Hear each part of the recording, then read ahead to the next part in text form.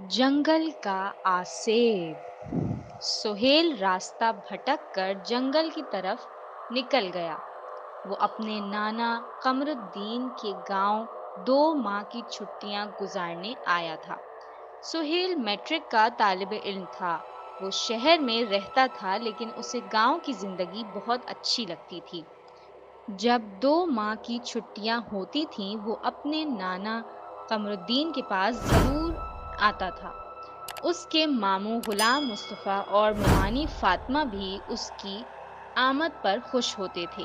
उसके कज़न शाहिद, आरिफ और फहमीदा का भी छुट्टियों में उसके साथ अच्छा वक्त गुजरता था।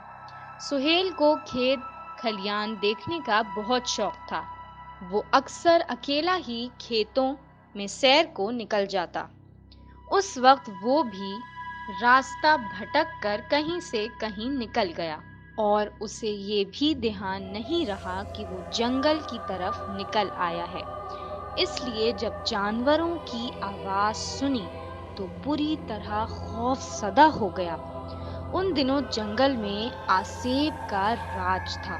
शाम ढलते ही आसेब जंगल में आ जाने वाले इंसानों को पकड़ लेते थे और फिर उसका कुछ भी नहीं पता चलता था कि वो कहाँ चला गया है। सुहेल रास्ता भूल चुका था। उसकी कुछ समझ में नहीं आ रहा था कि वो अपने नाना के घर कैसे जाए। गांव जाने की कोशिश में हर तरफ तारीकी छा गई।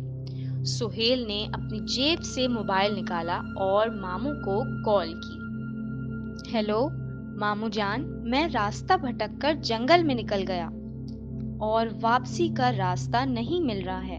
राब्ता होने पर सुहेल ने कहा, तुम ऐसा करो, जहां हो वहीं रुक जाओ। हम मोबाइल की लोकेशन की मदद से तुम्हारे पास पहुंच जाएंगे। ठीक है, सुहेल ने कहा। और हाँ, मोबाइल ऑन रखना, मामू ने कहा। सुहेल एक बहादुर लड़का था, लेकिन उस वक्त जंगल में खुद को अकेला महसूस करके खौफ ज़दा हो रहा था। उसने जंगल में आसेब के मुतालिक मुख्तलिफ कहानियां सुनी थीं, इसलिए ज्यादा खौफ आ रहा था कि कहीं कोई आसेब अचानक से सामने न आ जाए। एक मकाम पर उसे एक चुड़ैल नजर आई।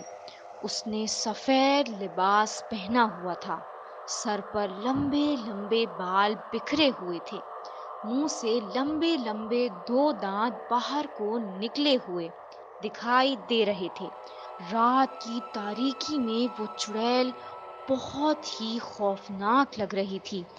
वो सुहेल की जानिब बढ़ी। उसे अपनी जानिब बढ़ता देखकर सुहेल के मुंह से बेख्तियार चीख निकली और एक तरफ भाग उठा। अभी वो थोड़ी दूर ही चला था कि एक झाड़ी से 2 चुड़ैलें बरामद हुईं। उन्होंने भी सफेद कपड़े पहने हुए थे। सुहेल ने अपना रुख तब्दील किया। अभी उसने चंद कदम आगे ही बढ़ाए थे कि 2 चुड़ैलें और झाड़ी से निकल आईं। सुहेल फैसला नहीं कर पा रहा था कि वो अब क्या करे। कई और चुड़ैलें आ गईं। वो भी उसकी जानिब बढ़ने लगी। सुहेल खौफजदा हालत में इधर उधर भाग रहा था। वो जिस तरफ भागने की कोशिश करता, चुड़ैल उसके सामने आ जाती। भागते में अचानक उसके हाथ पांव खुश्क लकड़ी की टहनियों पर पड़े और वो नीचे गिरता चला गया। ये एक गड्ढा था जिस पर खुश्क लकड़ियों की टहनियां डालकर गड्ढे का मुंह ढक दिया गया था, ताकि ये पता ना चल सके कि ये गड्ढा है। गड्ढा ज्यादा गहरा न था। चुड़ैलें उसे गड्ढे में गिरता देखकर वहां से दूर हो गई थीं। ओह, ये बहुत बुरा हुआ है। उन चुड़ैलों ने शिकारियों वाला फॉर्मूला अपनाकर मुझे कैद कर लिया है। अब जब उनका दिल करेगा, आकर पहले मेरा खून पिएंगी और फिर मेरा जिस्म खा लेंगी। सुहेल ने खुद कलामी की, खौफ ज़दा होते हुए। चंद लम्हे गुजरने पर गड्ढे की दीवार हटना शुरू हुई। गड्ढे के अंदर एक रास्ता बन गया। گڑھے کے اندر راستہ بنتا دیکھ کر وہ حیرت زدہ رہ گیا۔ اس راستے سے 2 آدمی برآمد ہوئے اور انہوں نے اسے پکڑ لیا۔ کون ہو تم؟ سہیل نے ہکلاتے ہوئے پوچھا۔ اندر جانے پر تمہیں سب معلوم ہو جائے گا، ایک آدمی نے بھیانک آواز میں کہا۔ میں تمہارے ساتھ نہیں جاؤں گا، نہ جانے تم میرے ساتھ کیا سلوک کرو گے۔ سہیل نے کہا، ایک بات کان کھول کر سن لو، یہاں آنے والا کوئی بھی شخص زندہ بچ کر نہیں گیا۔ پھر تم کیا مجال ہے جو تم ہم سے بچ کر یہاں سے بھاگ جاؤ؟ دوسرا آدمی بولا، کیا تم نے مجھے مارنے کے لیے گرفتار کیا ہے؟ سہیل نے ان سے خود کو چھڑانے کی کوشش کی۔ تم نے اس گھڑے میں گر کر موت کو دعوت دی ہے۔ پہلے آدمی نے اس کے ہاتھوں پر اپنی گرفت سخت کرتے ہوئے کہا، مجھے چھوڑ دو، میں نے تمہارا کیا بگاڑا ہے جو تم مجھے قتل کر دینا چاہتے ہو؟ چھوڑ دو مجھے۔ اس سے پہلے بھی جن لوگوں کا قتل کیا گیا ہے انہوں نے بھی ہمارا کچھ نہیں بگاڑا تھا۔ دوسرے آدمی نے بولا، تم کیوں انسانی جانوں کو ضائع کرنا چاہتے ہو؟ پلیز چھوڑ دو مجھے۔ سہیل نے روتے ہوئے کہا، یہ ہمارا پیشہ ہے، ایسا نہ کرنے پر ہم بھوکے مر جائیں گے، ہا ہا ہا ہا۔ پہلے آدمی نے زوردار قہقہ لگاتے ہوئے کہا۔ سہیل نے بہت کوشش کی کہ ان کی گرفت سے آزاد ہو جائے، لیکن وہ آزاد نہ ہو سکا۔ خاصی دیر اس سرنگ نما راستے پر چلتے ہوئے وہ ایک کشادہ کمرے میں آ گئے۔ وہ ایک تہہ خانہ تھا جس کے اوپر کمرے بنے ہوئے تھے۔ تہہ خانے میں مختلف انسانی ڈھانچے پڑے تھے۔ یہ ڈھانچے دیکھ کر اسے یہ سمجھ میں نہیں آیا کہ وہ زندہ انسانوں کے اعضا جسموں سے نکال کر بیچنے کا کاروبار کرتے ہیں، یا اس نے کئی انگریزی ڈراؤنی فلمیں بھی دیکھی ہیں جن فلموں میں ایسے لوگوں کی کہانیاں بیان کی گئی ہیں جو لوگوں کو مختلف مقامات سے اغوا کر کے ایک خاص جگہ پر لا کر قید کر دیتے ہیں۔ سہیل وہاں آ کر پھنس چکا تھا۔ ان دونوں نے تہہ خانے کا راستہ بند کر دیا اور بھاری سا تالا بھی دروازے پر لگا دیا تاکہ سہیل وہاں سے فرار نہ ہو سکے۔ وہ دونوں اسے وہاں چھوڑ کر اوپر چلے گئے۔ وہ اپنے باس کو اطلاع دینے گئے تھے۔ انہوں نے سہیل کی تلاشی ابھی نہیں لی تھی اور نہ ہی اسے باندھا تھا۔ سہیل وہاں آ کر پھنس ضرور گیا تھا، لیکن اس کی سمجھ میں نہیں آ رہا تھا کہ وہ کیا کرے۔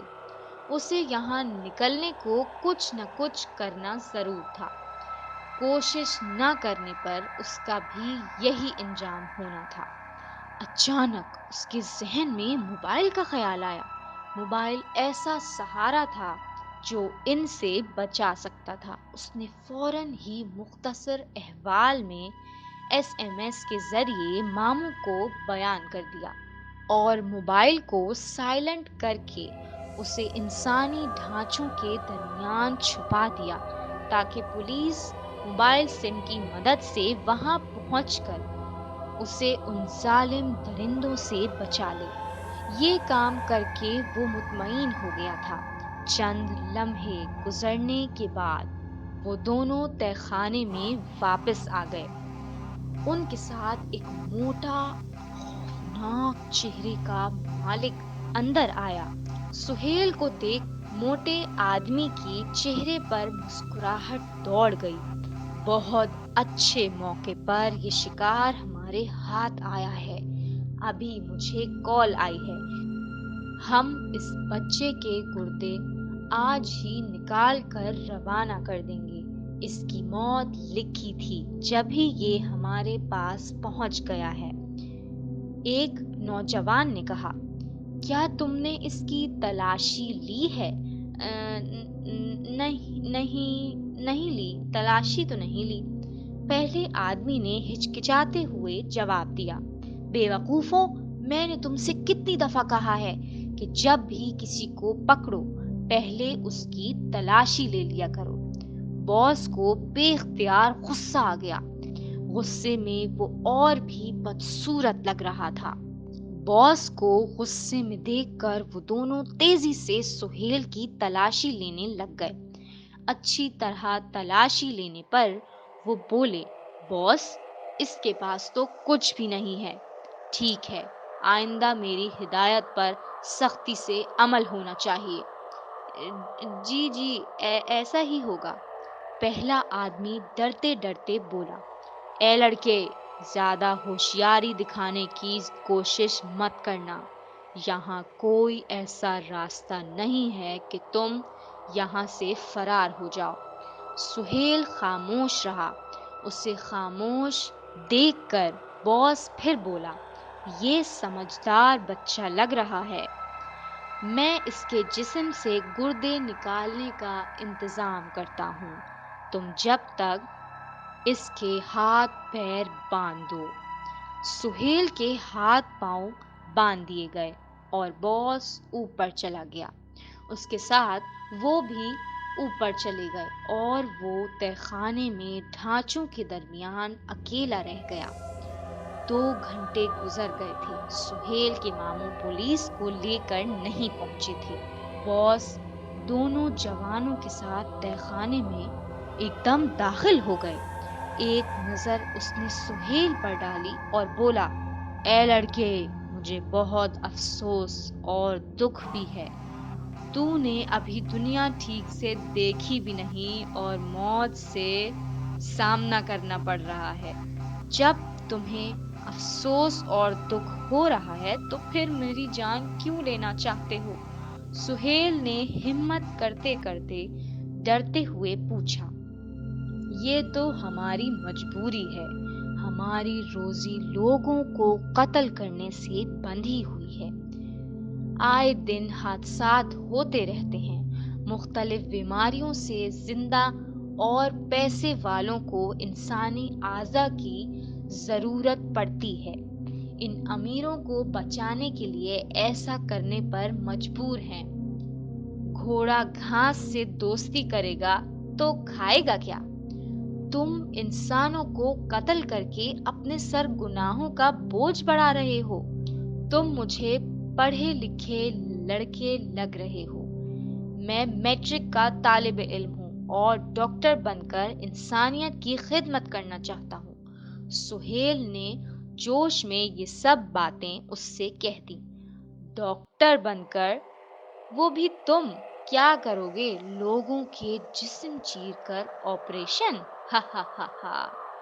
اس موٹے آدمی نے طنز کرتے ہوئے کہا، میں انسانوں کو بچانے کی غرض سے یہ کام کروں گا۔ ہم بھی انسانوں کو اعضاء دے کر بچا رہے ہیں۔ باس نے مسکراتے ہوئے کہا، تم ایک انسان کو بچانے کی خاطر ایک انسان کو قتل کر رہے ہو؟ یہ انسانیت کی خدمت نہیں ہے۔ سہیل نے کہا، بہت اچھے خیال کے مالک ہو، لیکن مجھے افسوس ہے کہ میں تمہیں نہیں چھوڑ سکتا۔ تم نے ہماری آمد و رفت کا راستہ دیکھ لیا، ہمارے راز سے واقف ہو گئے ہو، اب ہم تمہیں نہیں چھوڑ سکتے کسی بھی صورت۔ پولیس ایک نہ ایک دن تم تک ضرور پہنچے گی، سہیل نے دھمکی دیتے ہوئے کہا۔